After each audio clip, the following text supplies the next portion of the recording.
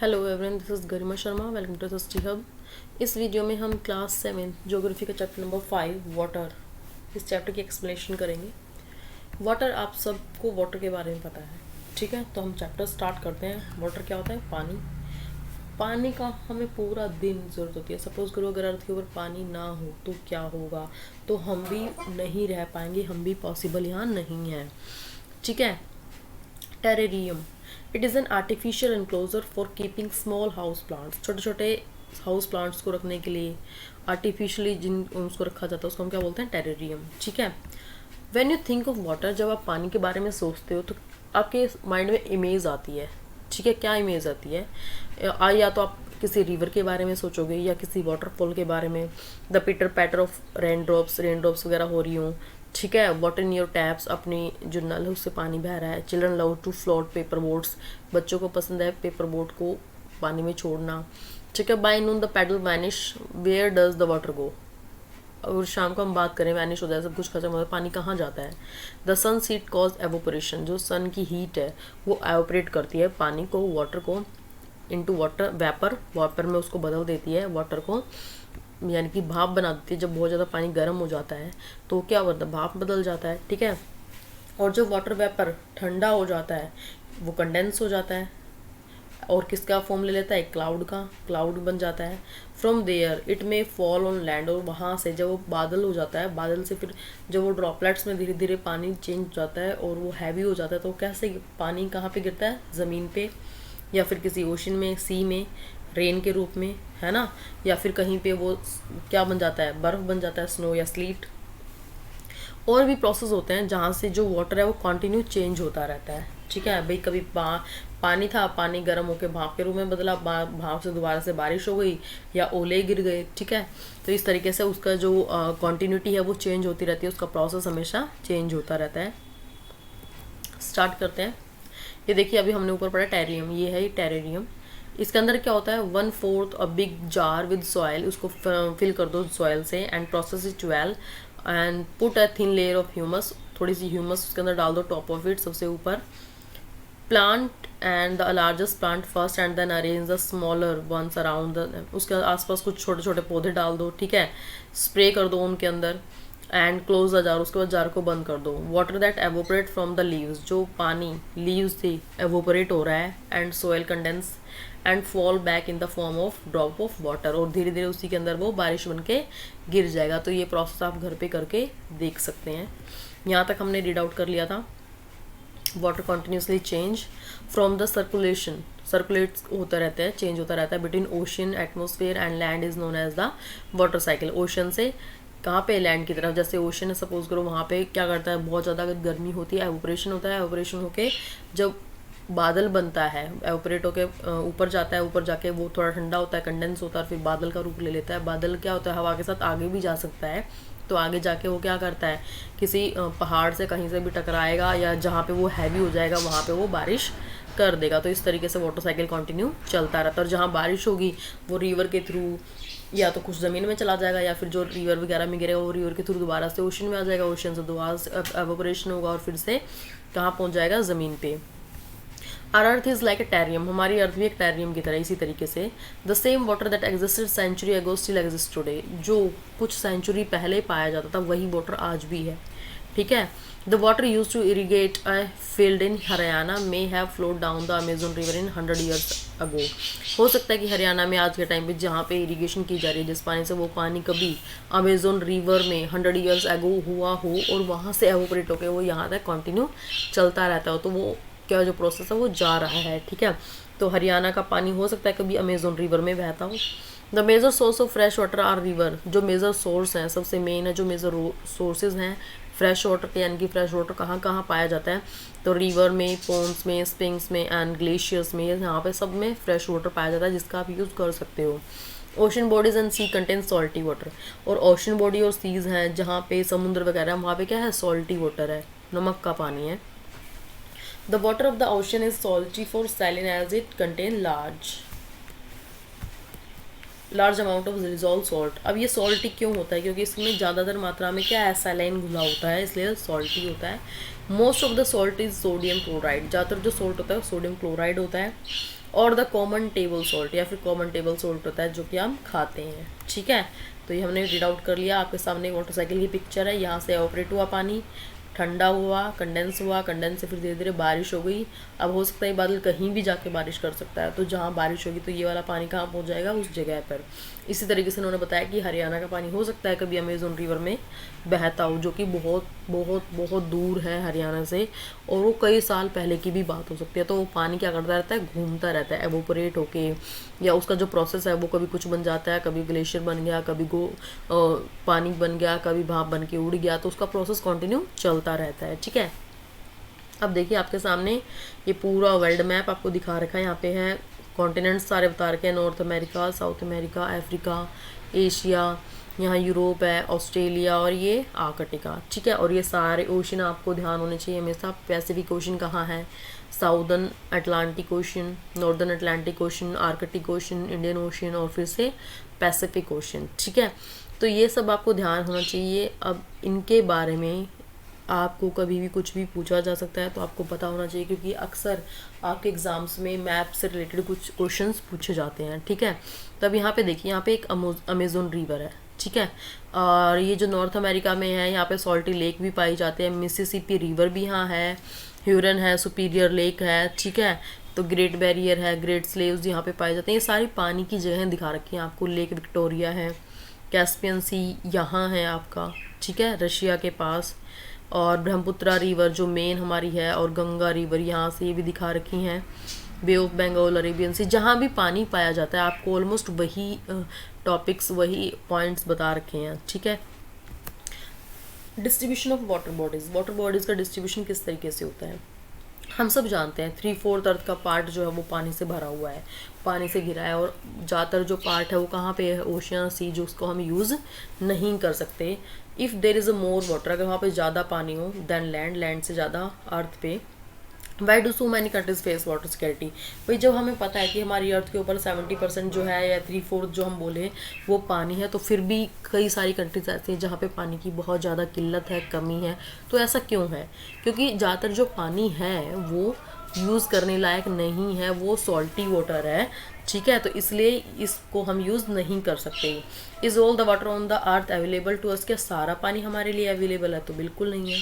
आपके सामने एक टेबल है जो वाटर के बारे में बता रही है कि वाटर कितनी कितनी मात्रा में होता है और कितना कितना पाया जाता है। तो उसी के अकॉर्डिंग आप देखिए, अब इस टेबल में आपको बता रखा है कि ओशियन है, जो ओशन के अंदर 97.3 वाटर, जो कि नमक का पानी है जिसको आप यूज़ नहीं कर सकते, वो पाया जाता है।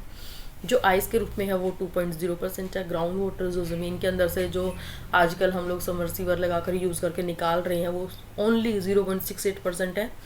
फ्रेश वाटर जो पाया जाता है लेक वगैरह में 0.009%। इनलैंड सीज या सॉल्टी लेक जो है वो इतनी है, जो मतलब लैंड के ऊपर है, यानी सी और ओशन को छोड़ के वो भी है इसमें। एटमॉस्फेयर में आपका इतना पानी पाया जाता है, रिवर में ओनली ये। तो ये जो है ये फ्रेश वाटर है, और ये सैलिन वाटर, इसको तो आप यूज़ करना छोड़ ही दो, भूल जाओ कि आप इसको यूज़ कर सकते हो। तो सिर्फ इतना पानी है जो आप यूज़ कर सकते हो, जहाँ तक आप पहुँच भी नहीं पाते, इसलिए हमारे यहाँ पानी की बहुत ज़्यादा स्कैरसिटी होती है, ठीक है। Salinity is the amount of salt in grams represented at 1000 gram of water. Average salinity of the ocean is 35 parts per thousand, ठीक है।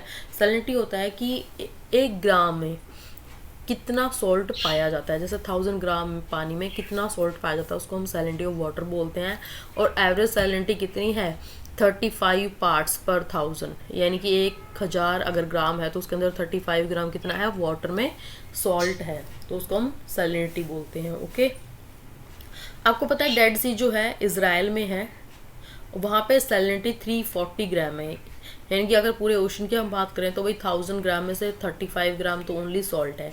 लेकिन जो डेड सी है कहाँ पे है, इज़राइल में है, वहाँ पे जो सैलिनिटी है वो बहुत ज़्यादा है। कितनी है, पर 1000 ग्राम में 340 ग्राम तो वाटर में क्या है, सॉल्ट ही है। स्विमर वहाँ पे हमेशा फ्लोट कर सकते हैं, कोई वहाँ डूब नहीं सकता। इवन वहाँ बैठ के आप न्यूज़पेपर पढ़ सकते हो वाटर के ऊपर, आप डूबोगे नहीं। Because the increase salt contain make it dense, इसलिए क्योंकि वहाँ पे सॉल्ट ज़्यादा है इसलिए उसको डेंस बना देता है और वो लोगों को डूबने नहीं देता, ओके। वाटर डिस्ट्रीब्यूशन जो है हर जगह अलग अलग तरीके से फैला हुआ है, तो कुछ एक्टिविटीज़ आपके सामने गिवन है, उनके तरीके से हम पढ़ेंगे। Take 2 litre of water, 2 litre पानी लीजिए। एक्टिविटी आपको करनी है, let it represent the total water on the surface of the earth. अब सोचिए कि सरफेस पूरे अर्थ पे आपके पास यही पानी है। मेजर आउट कीजिए स्पून्स में, सपोज करो 12 स्पून है, from this vessel into another bowl, और दूसरे बाउल में डालिए। Water that is left behind in the vessel represent the salty water, जो पीछे रह गया पानी वो सॉल्टी है, फाउंड इन ओशन, जो कि ओशन में पाया जाता है। This water is obvious not fit for consuming, अब उस पानी को तो आप कंज्यूम कर ही नहीं सकते, क्योंकि वो क्या है, सैलाइन वाटर है जिसके अंदर बहुत ज़्यादा सॉल्ट है। ठीक है, the 12 spoon of water that we taken in a bowl, जो हमने बाउल में 12 स्पून निकाले हैं, is the total amount of fresh water, वो फ्रेश वाटर है अर्थ का। उसको भी the figure shows on the distribution of this fresh water, see for yourself how much water can actually be use by you. अब देखिए उस 12 मतलब इतने पानी में से 2 लीटर वाटर में से सिर्फ 12 स्पून है जो आप यूज़ कर सकते हो। उस पानी को आप देखिए बाउल में डाल के कि वो कितना पानी है जिसको आप सिर्फ यूज़ कर पा रहे हो। ठीक है, अब 9 स्पून जो है उसमें से भी निकाल दीजिए, क्यों, क्योंकि वो आइस कैप्स बनी हुई हैं। अब उनमें से 2 स्पून निकाल दीजिए क्योंकि वो तो ग्राउंड वाटर है। हाफ स्पून जो बचा है उसमें से भी निकाल दीजिए क्योंकि वो फ्रेश वाटर लेक्स हैं। अब 1 ड्रॉप वो रिवर है। ठीक है, तो इस तरीके से पानी का बंटवारा हो रखा है जो कि बहुत गलत है। ठीक है, ये आप करके देखिएगा ज़रूर। नेक्स्ट है, water is absolutely essential for survival. Water जो है बहुत ज़रूरी है सर्वाइवल के लिए। अगर वाटर नहीं होगा, सपोज करो पानी नहीं है, तो हम तो जी नहीं सकते, है ना। हम एक दिन भी पानी के बिना नहीं रह सकते। वाटर के बिना हम तो बिल्कुल प्यासे ही मतलब रह जाएंगे। अगर वाटर नहीं होगा, सपोज करो वाटर आपको प्यास लगी और आपके सामने बहुत सारे कोल्ड ड्रिंक वगैरह है लेकिन पानी नहीं है, तो क्या आप कोल्ड ड्रिंक पियोगे? नहीं, क्योंकि प्यास हमारी सिर्फ पानी ही बुझा सकता है। ठीक है, तो हमें इतनी प्रीशियस रिसोर्स को, जो कि पहले से ही बहुत ज़्यादा कम मात्रा में है, उसको केयरलेसली यूज़ नहीं करना चाहिए, उसको प्रोटेक्ट करके रखना चाहिए, बचा कर रखना चाहिए। आपके सामने कुछ न्यूज़पेपर कटिंग्स हैं। Many major rivers in danger of dying out, बहुत सारी जो रिवर हैं देखो वो सूखती जा रही हैं। अ ड्रॉप ऑफ लाइफ, पानी के बारे में आपको दे रखा है। मोर देन जस्ट है प्रॉब्लम, एक प्रॉब्लम से ज़्यादा, क्योंकि पानी के बिना तो मतलब कुछ प्रॉब्लम होती है कि हाँ प्रॉब्लम है, लेकिन पानी की प्रॉब्लम आप कभी भी सॉर्ट आउट नहीं कर सकते। इसलिए पानी को हमेशा बचाकर प्रोटेक्ट करके रखना चाहिए। उसको कम से कम यूज़ करो, कम से कम वेस्ट करो, हो सके तो उसको वेस्ट नहीं करना चाहिए। द वाटर यू ड्रिंक, जो आप पानी पी रहे हो उसके बारे में। Ganga among 10 dying rivers, Ganga भी उन रिवर में आ रही है जो 10 रिवर मर चुकी हैं, ख़त्म हो चुकी हैं, क्योंकि गंगा में भी बहुत कुछ पोल्यूशन होता जा रहा है। तो ये इस तरीके से इन्होंने पानी के बारे में काफ़ी सारी जो ये कह सकते हैं हम हेडलाइंस दिखाई हुई हैं। इनके अलावा भी बहुत सारी न्यूज़पेपर में आती हैं कि पानी को कैसे कैसे बचाया जा सकता है, उनके बारे में भी आप जानो, तो ये आप ज़रूर रीड आउट कीजिएगा। Why is important for us, water हमारे लिए क्यों ज़रूरी है। कुछ सजेस्ट कीजिए कोई तरीके जिनसे हम पानी को कंजर्व करके रख सकते हैं, अपनी कॉपी में लिखिए और हमें भी बताइए, कमेंट करिए कि किस तरीके से हम पानी को कंजर्व करके रख सकते हैं, उसको वेस्ट नहीं करें। अपने घर में भी और अपने स्कूल में भी पानी को आप वेस्टेज ना करें, केयरफुली उनका यूज़ करें। ओशन सर्कुलेशन के बारे में पढ़ते हैं। ओशन सर्कुलेशन होता क्या है, देखिए पैसिफिक ओशन की एक पिक्चर आपको दिखा रखी है। आप जानते हैं मार्च 22 को सेलिब्रेट किया जाता है वर्ल्ड वाटर डे। कब? मार्च 22 को, जब when the need to conserve water is reinforce in different way. जब पानी को अलग अलग तरीके से कंजर्व करने की बारी आई, लोगों ने सोचा कि पानी बहुत ज़्यादा वेस्टेज हो रही है, तो किस तरीके से हम कंजर्व करके रख सकते हैं, तो अलग अलग तरीके लोगों ने निकाले। तो उस दिन को हम मनाते हैं वाटर डे को 22 मार्च को। ओके, वर्ल्ड वाटर डे होता है ये। नेक्स्ट है ocean circulation. This is something magical about walking barefoot in the sea shore. बहुत मैजिकल, बहुत अच्छा लगता है कि आप समुद्र के किनारे नंगे पैर चलो बिना कुछ पहने, चप्पल वप्पल। ठीक है, the wet sands on the beach, जो गीली रेत होती है बीच पे, the cool breeze, the sea birds, the smell of the salt in the air and music of waves. बस शांति हो हर जगह, बहुत अच्छा लगता है। Everything is so fascinating. Unlike the calm water, बिल्कुल शांत पानी हो, ऑफ पोन्स या लेक्स, किसी का भी ओशन वाटर हो, कीप मूविंग कॉन्टिन्यूसली, जो कि मूव कर रहा है continue, it is never still, वो कभी नहीं रुकता। The movement that occur in ocean can be broadly categorise. जो मूवमेंट ओशन के अंदर होती हैं वो कैटेगरी मतलब अलग अलग कैटेगरी में बांटी गई हैं। जैसे कि वेव्स में मोशन चलता रहता है, हल्की हल्की हवा मतलब बहाव आता है, वेव्स आती हैं और फिर वापस जाती हैं, फिर आती हैं, टाइड्स, करंट्स, ये कॉन्टिन्यूस में चलते रहते हैं। ठीक है, do you know wave are formed when wind scrape across the ocean surface. Wave कैसे बनती हैं? जब हवा तेजी से ओशियन से सरफेस की तरफ आती है तो उसके साथ पानी भी आ जाता है। The stronger the wind blow the bigger the wave become. अगर हवा का बहाव तेज होगा तो जो वेव है वो भी ज़्यादा बड़ी आएगी, ठीक है। अगर हवा कम होगी तो हल्की हल्की वेव्स आती रहेंगी।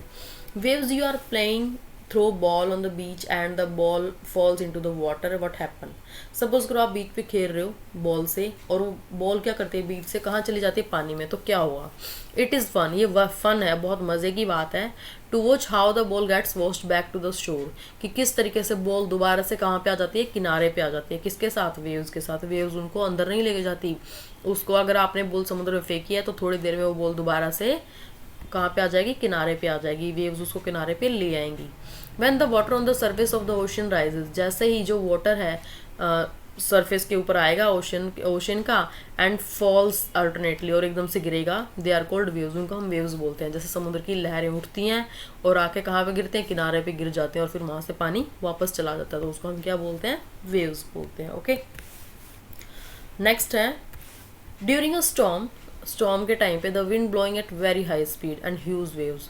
विंड जो होती हैं वो बहुत ज़्यादा स्पीड से चलती हैं और बड़ी बड़ी वेव्स आती हैं उसके साथ, क्योंकि हमने अभी अभी पढ़ा कि जितनी ज़्यादा हवाएं तेज होंगी उतनी ही बड़ी वेव्स आएंगी, ठीक है। दिस में कॉज ट्रेमेंडस डिस्ट्रक्शन, और कभी कभी ये जो शांत, जो अच्छा लगता है ना रोज़ रोज़ बैठ के देखना, कभी कभी क्या करता है, इससे बहुत ज़्यादा डिस्ट्रक्शन हो सकती है। An earthquake, A volcanic corruption और अंडर वाटर लैंडस्लाइड होती हैं, can shift large amount of ocean water. कभी कभी सपोज करो समुद्र के अंदर अर्थक्वेक आ जाए या वोल्केनिक करप्शन हो जाए समुद्र के अंदर, या फिर कोई लैंडस्लाइड हो जाए समुद्र में, तो क्या होगा, तो ओशन का बहुत सारा पानी क्या है, टाइडल के रूप में या सुनामी के रूप में जो आसपास का एरिया है वहाँ पे आएगा, और वहाँ पे क्या करेगा, लार्जेस्ट सुनामी आ जाएगी, जो कि अभी तक की 150 मीटर हाइट की बताई गई है। This waves travel at a speed, अब ये जो वेव्स होते हैं ये 700 किलोमीटर पर आवर तक भी जा सकती हैं, जिनकी स्पीड बहुत ज़्यादा मानी गई है। तो क्या होगा, वहाँ का जो एरिया है वो पूरी तरीके से ख़त्म हो जाएगा। द सुनामी ऑफ 2004 की अगर हम यहाँ बात करें, वाइड स्प्रेड डैमेज हुआ था उस टाइम पे कोस्टल एरियाज में इंडिया के। Indira point in the Andaman and Nicobar island got submerged after the tsunami, और इस सुनामी के बाद जो इंदिरा पॉइंट है, जो अंडमान एंड निकोबार में एक द्वीप है इंदिरा पॉइंट, वो अभी समुद्र के नीचे चला गया इस सुनामी के बाद, वो समुद्र के ऊपर आया ही नहीं है। तो इतनी ज़्यादा डिस्ट्रक्शन भी हो सकती है कि आसपास जो भी जहाँ पे भी वो सुनामी आई है, जिस चीज़ से टकराई है, वो पूरी तरीके से ख़त्म या तबाह भी हो सकता है एरिया, ठीक है। Do you know tsunami is a Japanese word, tsunami जो एक जैपनीज वर्ड है जिसका मतलब होता है harbour waves. As the harbour get destroyed whenever there is a tsunami, इसका मतलब वो क्या होता है, सब कुछ ख़त्म कर देगी अगर सुनामी आएगी तो। हार्बर गेट्स डिस्ट्रॉयड, हार्बर जो है वो डिस्ट्रॉय हो गया था उस टाइम पे जब भी वहाँ पे सुनामी आई थी, ठीक है। Tsunami the earth's pandemonium, tsunami और द हार्बर, सुनामी जिसको हार्बर भी बोलते हैं, wave struck havoc in the Indian Ocean, Indian Ocean में वो आई थी ऑन द 26 दिसंबर 2004 को। ये जो वेव्स थी ये किसके कारण आई थी, अर्थक्वेक के कारण। समुद्र के अंदर कोई एपिसेंटर है जहाँ पे अर्थक्वेक आया और फिर उसके बाद ये सुनामी आई वेस्टर्न बाउंड्री से, कहाँ पे टकराई, सुमात्रा में। जो मैग्नीट्यूड है अर्थक्वेक का वो कितना था, 9.0, ये रिएक्टर स्केल पे 9 मतलब अर्थक्वेक को मेज़र किया जाता है, तो उस टाइम पे 9.0 था। As the Indian plate went under the Burma plate, जैसे ही इंडियन प्लेट बर्मा प्लेट के नीचे गई, there was a sudden movement, वहाँ पे एक बहुत बड़ी मूवमेंट हुई उस सी के अंदर ही, जिसको हम अर्थक्वेक बोलते हैं। ओशन फ्लोर जो था वो पूरी तरीके से हिल गया, 10 to 20 मीटर बड़े बड़े लंबे लंबे tilted as a downward direction, वो नीचे की तरफ जाने लगे, ठीक है। मतलब बड़ा जो एरिया था, सपोज हम बात करते हैं अर्थक्वेक की, अर्थक्वेक में क्या होता है कि आसपास का जो एरिया ऊंचा है आपस में नीचे की साइड धंसने लगता है, तो इसी तरीके से समुद्र के अंदर हुआ। बहुत बड़ा ओशन का मास वाटर से पूरी तरीके से भर गया, और जैसे हम सपोज करो कटोरा भर लेते हैं पानी को, उसको तेज़ी से हिलाओ तो क्या होगा, पानी बाहर गिरता है, इसी तरीके से हुआ। Water flow to fill in the gap, अब वो जो गैप जिससे जो जगह वहाँ से गई है नीचे, जो गैप था वो पानी भरने लगा एकदम से, तो क्या होगा, बहुत स्पीड से आएगा पानी, तो क्योंकि पानी बहुत ज़्यादा है। That was being created by the displacement, अब वो क्या, उसका जो कारण है वो क्या हुआ, डिस्प्लेसमेंट हुई। This marked of the withdrawal of water mass from the coastal line of the land masses, उससे क्या हुआ, जो बहुत ज़्यादा मात्रा में जो पानी था वो कोस्टल लाइन में जाने लगा, लैंड मास की तरफ जाने लगा in the south and south east Asia में। After thrusting of the Indian plate, जैसे Indian plate hilly below the Burma plate, उसके नीचे आई। The water mass rushed back towards the coastal line, जो जहाँ से वो हिली थी उस साइड अब जो जगह खाली हो गई, एक प्लेट के नीचे दूसरी प्लेट आई, तो जो प्लेट की जगह खाली हुई है वहाँ पे क्या हुआ, पानी एकदम से स्पीड से गया और वो इतनी स्पीड थी कि वो कोस्टल लाइन की तरफ फैल गया। Tsunami travelled at a speed of about 800 kilometre, जो सुनामी है वो 800 किलोमीटर पर आवर की स्पीड से आई, comparable to speed of commercial aircraft. एक कमर्शियल एयरक्राफ्ट की स्पीड हम इसको मान सकते हैं। एंड कम्प्लीटली वॉश्ड अवे, और सब कुछ उसने ख़त्म कर दिया। बहुत सारे आइलैंड्स की अगर हम बात करें इंडियन ओशन में तो ख़त्म हो गए थे। इंदिरा पॉइंट भी उन्हीं में से एक है जो कि अंडमान और निकोबार में है। ये हमारा साउदर्न मोस्ट पॉइंट था इंडिया का, ठीक है। तो ये कम्प्लीटली सबमर्ज हो गया, डूब गया है, अभी तक वो दिखाई नहीं गया है। एज द वेव मूव, जैसे ही वेव वहाँ से हिली from earthquake epicentre from Sumatra towards the Andaman island and Sri Lanka, the wave length decrease. लेकिन जब वो मूव होने लगी अर्थक्वेक की, एपिसेंटर सुमात्रा से लेकर अंडमान निकोबार तक गई और उसके बाद श्रीलंका की साइड मुड़ी, तो वो उनकी जो स्पीड थी वो थोड़ी कम हो गई। डेप्थ ऑफ वाटर भी कम हो गया। ट्रैवल स्पीड ऑल्सो डेक्लाइन, अब वो कितनी हो गई, 7 से 900 kilometre per hour to less than 70 kilometre, 70 kilometre तक पहुंच गई थी पर आवर में। Tsunami waves travel up to a depth of 3 kilometre, जो सुनामी की वेव्स हैं 3 किलोमीटर नीचे तक गहराई तक भी गई हैं। From the coast killing more than 10,000 people, वहाँ पे उसने कोस्टल एरियाज पे 10,000 लोगों को मारा। And affected more than lakh of houses, और लाखों जो घर थे वो ख़त्म कर दिए in India.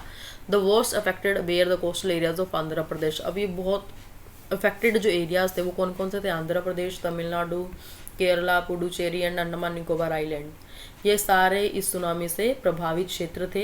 While the earthquake can not be predicted in advance, हालांकि जो अर्थक्वेक है वो एडवांस में प्रेडिक्ट नहीं किया जा सकता। It is possible to give a 3 hour to notice of a potential tsunami, और सिर्फ 2 या 3 घंटे पहले ही बताया जा सकता है कि सुनामी आज आ सकती है।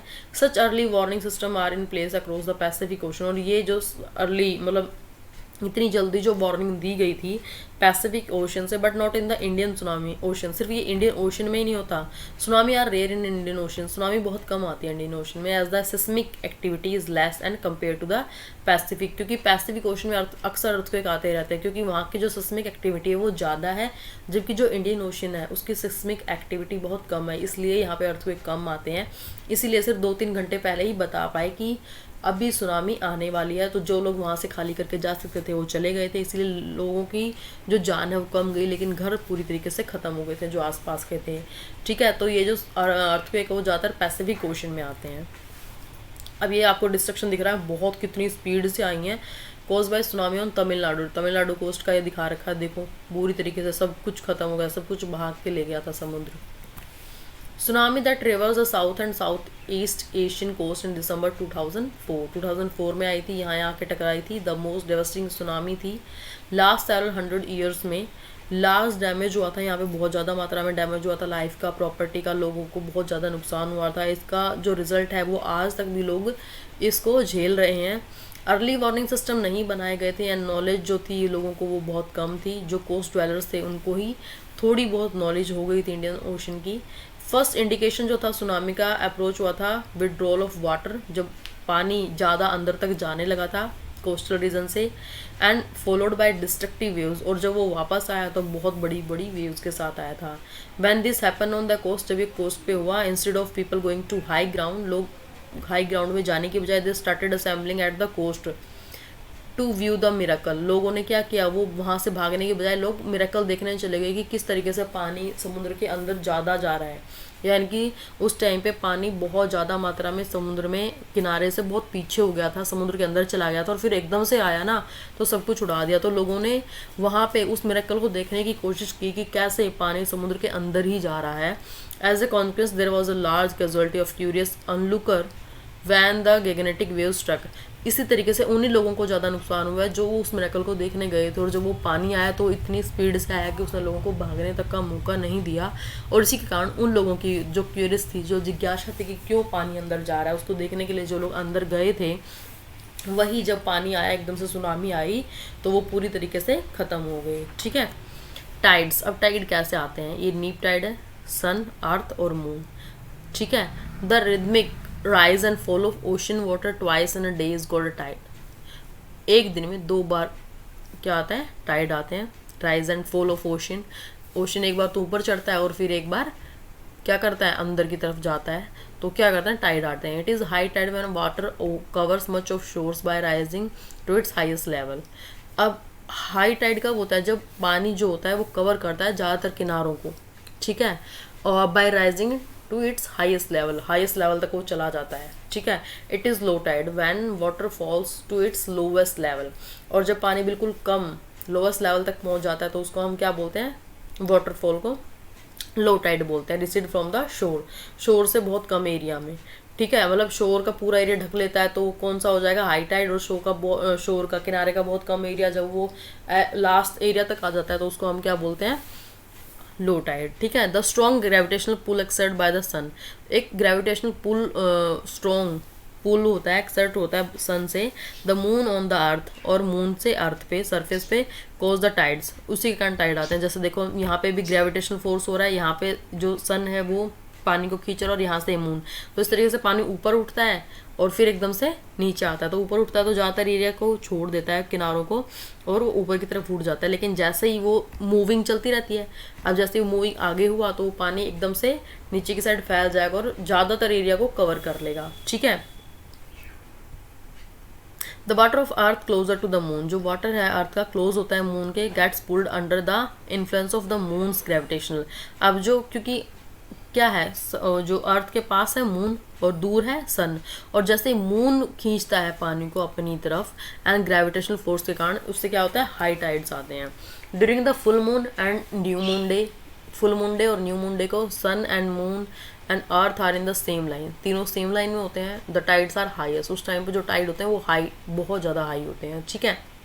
These tides are called spring tides, इनको स्प्रिंग टाइड भी बोला जाता है। When the moon is in its first and last quarter, जब मून फर्स्ट और लास्ट क्वार्टर में होता है, the ocean water gets drawn, जो ओशन वाटर बिल्कुल ड्रॉन हो जाता है एंड डायगोनली अपोजिट डायरेक्शन, और अपोजिट डायरेक्शन में बहना शुरू कर जाता है by the gravitational pull of sun and moon, जब सन और मून का दोनों का ग्रेविटेशनल फोर्स लगता है इसके ऊपर, अर्थ के ऊपर, and moon resulting in low tides, और उसके बाद लो टाइड आता है, ठीक है।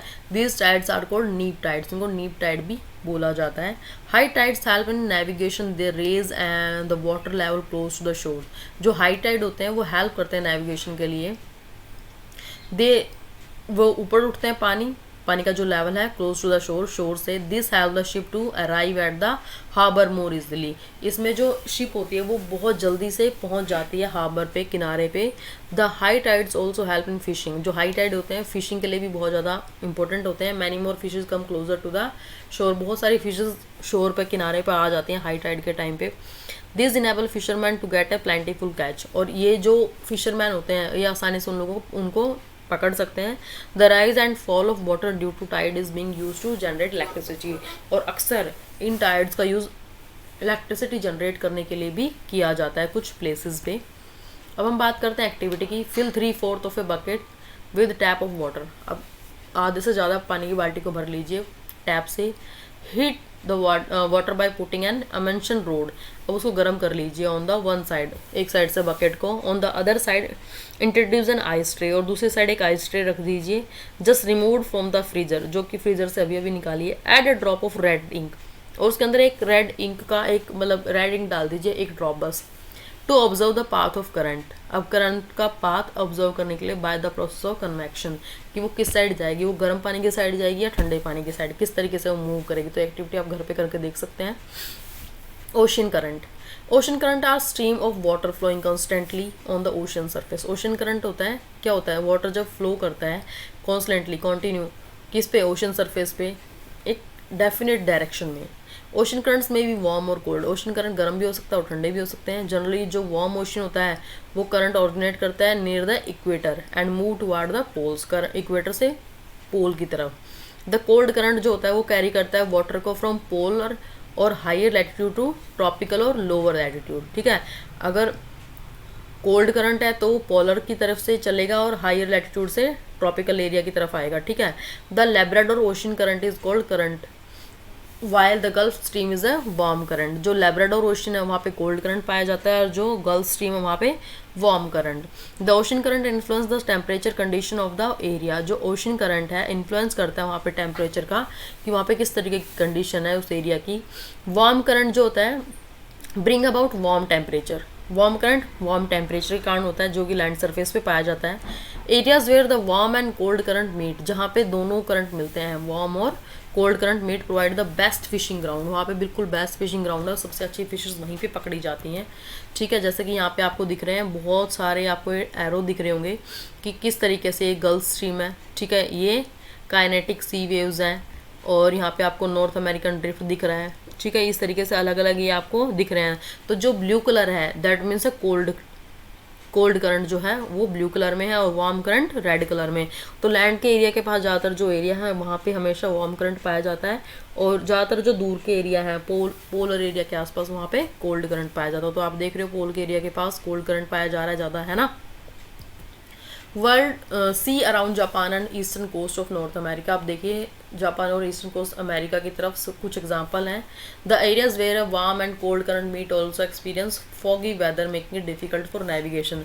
अब जहाँ पे गर्म और ठंडे दोनों मिल रहे हैं करंट, वहाँ पे क्या होता है फिशेस तो ज़्यादा मात्रा में पाई ही जाती हैं, उसके साथ साथ वहाँ पे क्या हो जाता है धुआं बहुत ज़्यादा हो जाता है, फोगी बहुत ज़्यादा होता है। इसलिए वहाँ पे ज़्यादातर क्या होता है लोगों को डायरेक्शन ढूंढना बहुत मुश्किल हो जाता है। ठीक है, thanks for watching my video. Please do like comment share and if you haven't subscribe this video. Thank you. हम नेक्स्ट वीडियो में इस चैप्टर के क्वेश्चन आंसर करेंगे, तो इस चैप्टर के बाद आप क्वेश्चन आंसर ज़रूर कीजिएगा।